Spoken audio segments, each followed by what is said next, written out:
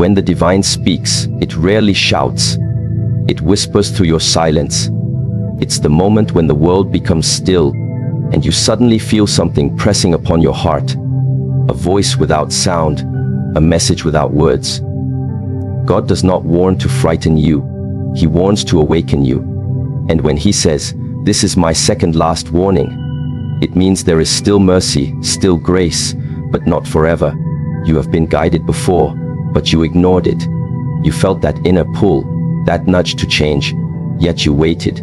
You said, "Tomorrow I'll start. Tomorrow I'll be better." But what if tomorrow never arrives the same way again? The divine warnings are not about fear.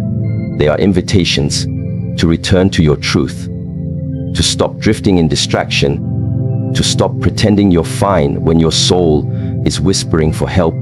When God says, "This is your second last warning," he is not speaking to your ears.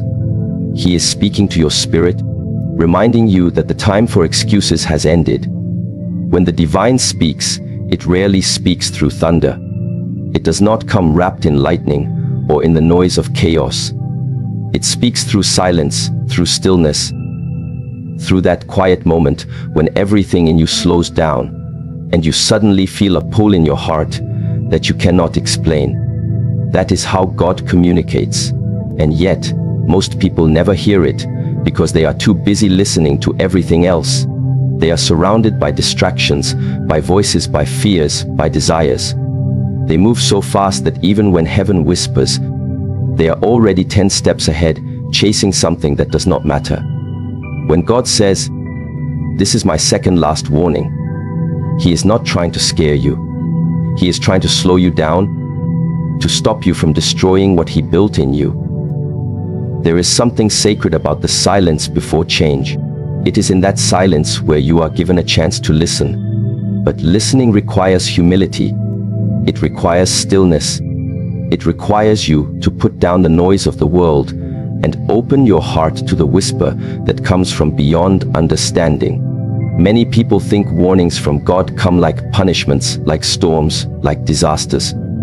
But no, the first warnings are soft. They come through feelings, through intuition, through small moments that make you uncomfortable, through people who cross your path and say something that feels too precise to be coincidence. Those are the divine signs that call you back. But when you ignore them, they get louder. When you keep pretending not to hear, God turns the whisper into a storm because that's the only way to get your attention. The voice that calls in silence is not there to frighten you. It's there to awaken you. It is a voice of love, not of anger. It is a call to remember what you once promised to become. Each of us carries a divine potential, a sacred design that we are meant to live out. But somewhere along the way, we drift. We chase what sparkles instead of what shines. We trade wisdom for comfort, purpose for pleasure, awareness for approval. And then, when everything starts to feel empty, we call it bad luck. But it's not luck, it's alignment. God's warnings come when you've drifted too far from your alignment. They come not to punish you, but to pull you back to where your soul belongs. Every soul that hears a warning is blessed, because it means God has not given up on you. He is still trying to reach you. He is still trying to remind you that you are not lost. You have just forgotten the way. There's a difference between being lost and being disconnected. Lost means you don't know where you are. Disconnected means you know exactly where you are, but you can't feel the connection anymore. When God speaks and you feel that strange restlessness inside, it's not confusion, it's a signal. It's heaven tugging at your soul saying, remember why you're here. The second last warning means mercy still exists. It means you still have time to listen, to change, to realign, to stop pretending that you're okay when you're not. You know that feeling when you look in the mirror and see your own eyes, but feel a distance, like the reflection doesn't match who you are anymore. That is the soul's cry for return. That is the moment when the divine voice echoes inside of you saying, you are drifting too far. Every time you ignore that moment, you make it harder to come back. Every time you silence the inner voice with noise, entertainment, or denial, you make the whisper fade. But even if the whisper fades, God will not. He will wait. He will wait until you are ready to hear again. This is the nature of divine patience. It's infinite, but not without consequence. The universe always balances what you ignore. So when you fail to listen to the call of silence, life starts to rearrange itself to force you to stop. Sometimes that means loss, sometimes confusion, sometimes pain. Pain is the language of awakening.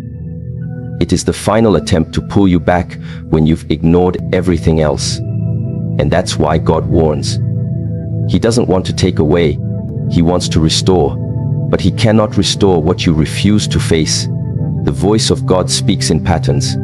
When you are too busy, He sends pauses. When you are too proud, He sends humbling. When you are too comfortable, He sends disruption. These are not punishments. These are mirrors. Divine mirrors that show you where you've gone blind. Every difficulty you face carries a message inside it. And the more you resist reading that message, the more intense the situation becomes.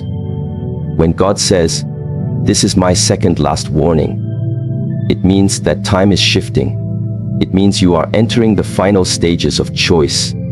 You can no longer drift without direction. You must either rise or remain asleep. But here is the truth. The silence that calls you is never harsh. It's gentle. It waits for you to notice it. It's like standing by a quiet river at dawn. You can hear the flow if you stand still enough. You can feel the current if you stop moving. But the moment you start running, you lose it. The divine voice works the same way. It is always there, but only the still can hear it. You are not being punished for your distractions. You are being reminded that peace requires presence. And presence requires surrender. Surrender doesn't mean giving up. It means giving in to the higher plan that you cannot yet understand. The reason many people never change, even after hearing a warning, is because they confuse surrender with weakness. They think listening to divine guidance means losing control. But in truth, you were never in control. You were only in charge of awareness. The moment you surrender, you return to balance. You return to that quiet trust that says, "I may not know what happens next, but I know I am being guided." That trust is the foundation of all transformation. When you ignore the call of silence, you live through noise, and noise creates illusion. You begin to mistake movement for progress, attention for love, validation for purpose. You start to chase outcomes instead of alignment. And soon, life feels heavy. The laughter feels forced. The achievements feel empty. That emptiness is not failure. It's the voice of God echoing inside of you, waiting to be heard again. Every time you feel that quiet sadness for no reason, that is not depression, that is disconnection. That is your higher self asking you to slow down, to listen again, to remember what matters. God's second last warning is a gift. A reminder that time is precious, that your journey is sacred, and that you were not born to wander endlessly. You were born to awaken. You were born to hear, to see, to return. The greatest tragedy is not death, it's living without awareness of your divine connection. And every warning from God is a chance to prevent that tragedy. It's a doorway back to your own soul. But to walk through it, you must be honest. You must be willing to admit that you've ignored the signs, that you've been distracted, that you've built walls around your spirit. Honesty is the key that unlocks divine guidance. When you admit that you've gone silent to your soul, you begin to hear again.